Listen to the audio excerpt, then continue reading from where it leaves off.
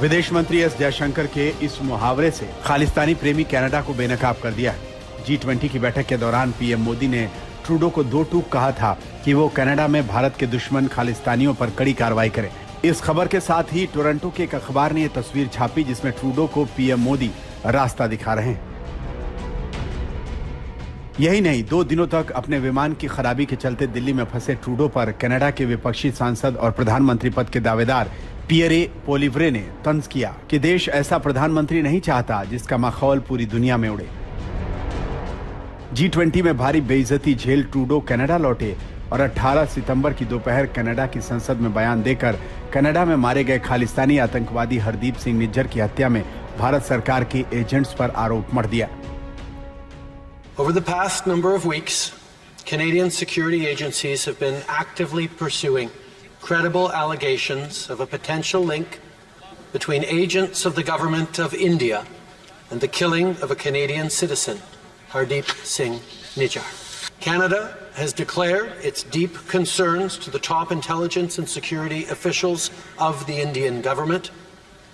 Last week at the G20, I brought them personally and directly to Prime Minister Modi in no uncertain terms.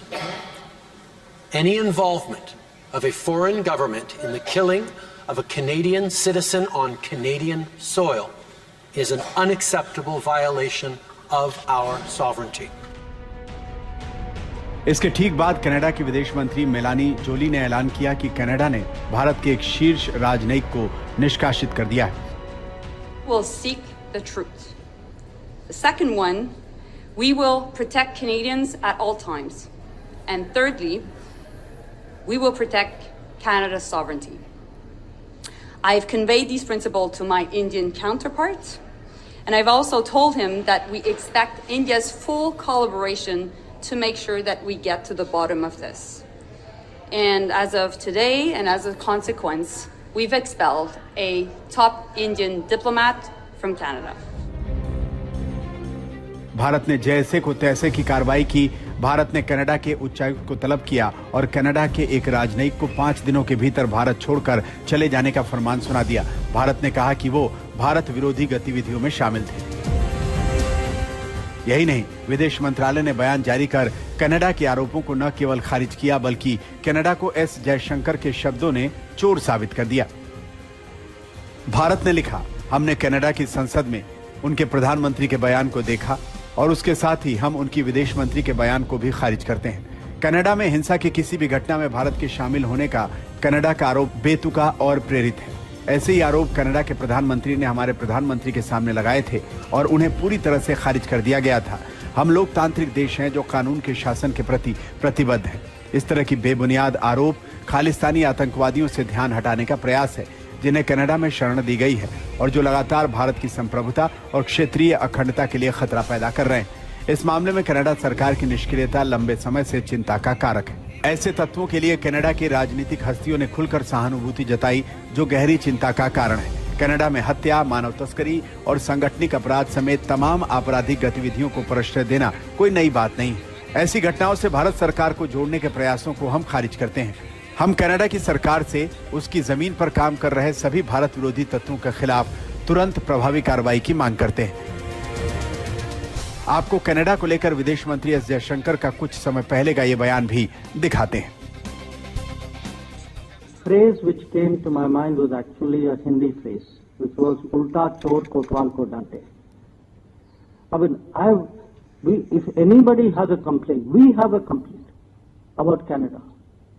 You know, what I said earlier, the space that they're giving to Khalistanis and to violent extremists. So I was very perplexed by what I heard.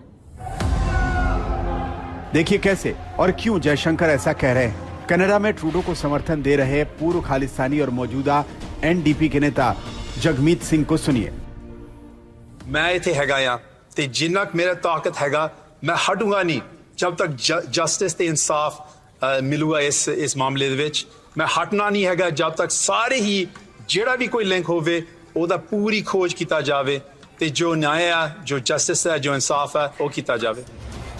Jagmeet Singh राजनीति में आने से पहले खालिस्तानियों की रैलियों में जाता था और इसकी पार्टी एनडीपी के समर्थन पर ट्रूडो की सरकार टिकी है। ऐसे खालिस्तानी समर्थकों के हाथों में खेलने वाले ट्रूडो भारत जैसे दुनिया के लोकतांत्रिक और आर्थिक महाशक्ति के तौर पर उभर रहे भारत से संबंध बिगाड़ रहे हैं। इन्हीं हरकतों की वजह से दुनिया के नेता ट्रूडो को भाव नहीं देते। एक पुराना वीडियो देखिए जिसमें जिनपिंग ने ट्रूडो को देखा तक नहीं, और जब ब्राजील के पूर्व राष्ट्रपति की ओर हाथ बढ़ाया तो उन्होंने दूसरी तरफ बैठे वीवीआईपी की ओर हाथ बढ़ा दिया। ट्रूडो के कनाडा के प्रधानमंत्री रहते भारत से कनाडा के रिश्ते बेहतर नहीं हो सकते। वैसे कहा यही जा रहा है कि अगले चुनाव में ट्रूडो का सफाया हो जाएगा, क्योंकि कनाडा में महंगाई और अपराध बेकाबू है। आज तक ब्यूरो। तो अपनी डिटेल रिपोर्ट देखिए, और इस वक्त इस खबर पर हमारे साथ फॉर्मर डिप्लोमेट सुरेश गोयल जी जुड़ गए हैं। सुरेश जी, कनाडा के इस कदम को आप किस रूप में देख रहे हैं? क्या वहां पर सिख आबादी एक बड़ी वोटर है? वो प्रेशर था निजर की मौत के बाद कि ट्रूडो को बिना किसी फैक्ट, बिना किसी एविडेंस के संसद में खड़े होकर भारत पर इल्जाम लगाना पड़ा, और उन्होंने अपने संबंधों को उससे ताक पर रख दिया? देखिए, जो भी जी मैं बोलूं, जी जी जी, जो भी घटना परसों में हुआ है ये बहुत आश्चर्यजनक है। आप जानते हैं अच्छी तरह से, आप काफी कवरेज करते हैं इंटरनेशनल अफेयर्स में। दो देशों के बीच में कहीं डिफरेंसेस आने, मनमुटाव आने एक बड़ी कॉमन सी चीज होती है, लेकिन उन चीजों को बातचीत से सुलझा लिया जाता है। यहाँ भी कोशिश करी G20 में, जब प्रधानमंत्री ने ट्रूडो से बात करी, कोशिश की समझाने की कि इससे क्या असर पड़ रहा है, लेकिन क्लियरली उससे कोई बात बनी नहीं, और बात नहीं की बनी बल्कि और बिगड़ गई अगर जाते ही उन्होंने ये वाला कदम उठाया। ये जो कदम उठाया है कि एक डिप्लोमेट को निकाल दिया, ये एक बहुत ही एक्सट्रीम स्टेप होता है कि जब बिल्कुल ही संबंध बिल्कुल नीचे हो जाए तो पहले डिप्लोमेट निकालते हैं, फिर सोचते हैं कि हम अपनी एम्बेसी हाई कमीशन उसको भी बंद कर दें, क्या तो फायदा तो होना ही नहीं है। तो ये बड़ा एक एक्सट्रीम स्टेप है, पहली बात यह बड़े आश्चर्यजनक। नंबर 2, ये जब ट्रूडो कहते हैं कि खालिस्तानी है, ये सब वो कई लोग कहते हैं कि वोट बैंक पॉलिटिक्स है, ये सब। मेरे को हैरानी ये है कि वोट बैंक पॉलिटिक्स है दोनों तरफ से, उनको भी जरूरत है ट्रूडो की, तो ट्रूडो उनको साथ आप क्यों नहीं दे सकते, बताते क्यों नहीं है कि हमारे जो संबंध है उनके बीच में इस बातें नहीं आ सकती। कुछ लोगों का कहना तो ये है कि जो खालिस्तानी वोट बैंक है वो कहते हैं 1,00,000-2 लाख का है, 1,00,000-2 लाख का नहीं, कुछ कहते हैं कि 100-200 का है। बहरहाल जो भी अटकलें हो, इतना इंपॉर्टेंट नहीं हो सकता है कि आप इसको बिल्कुल ही जो भारत बंधन को दरकिनार दें। तो मेरी तो जो है मानना यही है कि ये जो अभी दोनों के बीच में तनाव हुआ है ये अस्थायी हो, क्योंकि भारत और कनाडा के बीच में जो संबंध बहुत अहमियत रखते हैं, वो काफी दोस्तों करने के लिए आप में है। कनाडा G7 का मेंबर है, 5I का मेंबर है। एक तरह से विश्व में टेररिज्म के खिलाफ लड़ने के लिए कनाडा की जरूरत भी पड़ती है। ये तो अगर इसको अस्थायी रखा जाए, समझा जाए बात को, और संबंधों को दोबारा नॉर्मलाइज करने की कोशिश की जाए तो अच्छा रहेगा। लेकिन सुरेश सर, आप कह रहे हैं कि संबंधों को नॉर्मलाइज किया जाए, अगर उनको ये करना ही होता तो इस तरह के बयान इतनी बड़ी जगह से वो नहीं देते ना। वो कह रहे थे यानी कि उनको समझ में है ना कि इससे संबंध खराब होंगे। बिल्कुल, इसलिए मैंने कहा कि आश्चर्य का नागरिक बता रहे हैं वो एक फर्जी पासपोर्ट लेकर 1996 में भारत से कनाडा गया था। कनाडा पहुंचने के बाद उसने राजनीतिक शरण के लिए आवेदन दिया, जिसने नामंजूर कर दिया गया। फिर उसने कनाडा की एक महिला से शादी की और दोबारा नागरिकता पाने की कोशिश की, लेकिन उसे कामयाबी नहीं मिली। ये साफ नहीं है कि उसे कब और कैसे नागरिकता मिली, लेकिन NIA ने 40 आतंकवादियों की जो लिस्ट जारी की थी उसमें निज्जर का नाम था। ब्रैम्पटन शहर में खालिस्तान के हक में रेफरेंडम करवाने में उसकी भूमिका थी। निज्जर के खिलाफ पुलिस ने 23 जनवरी 2015 को एक लुकआउट नोटिस और 14 मार्च 2016 को एक रेड कॉर्नर नोटिस जारी किया था। इसमें उसके प्रत्यर्पण की मांग की गई थी। NIA ने निज्जर के खिलाफ 10 लाख रुपए का इनाम घोषित किया था।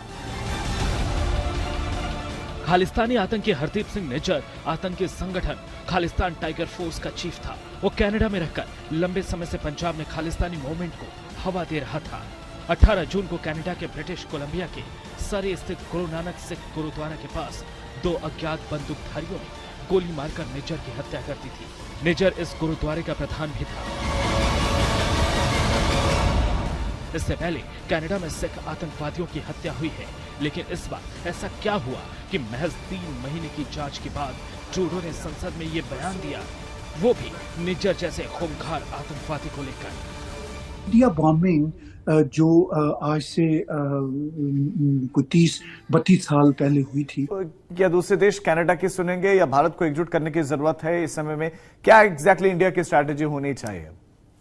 देखिए, इसमें जो हिस्से होने मेरे ख्याल में जरूरी है।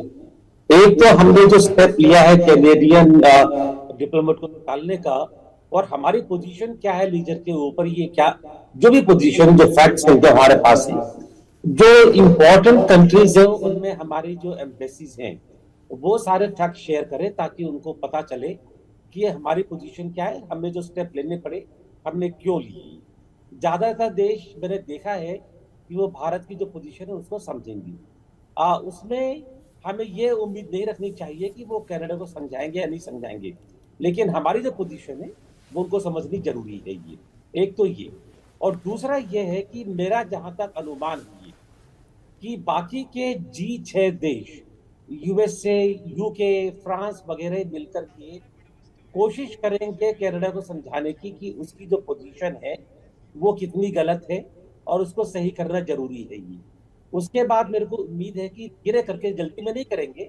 आफ्टर ऑल एक जो सेल्फ डिफेंस मैकेनिज्म होता है, सेल्फ रेस्पेक्ट होती है कि हम अपनी पोजीशन इतनी जल्दी कैसे बदलें, लेकिन धीरे धीरे करके मेरा अपना मानना यह है कि कनाडा जो है इस बात को सुधारेगा।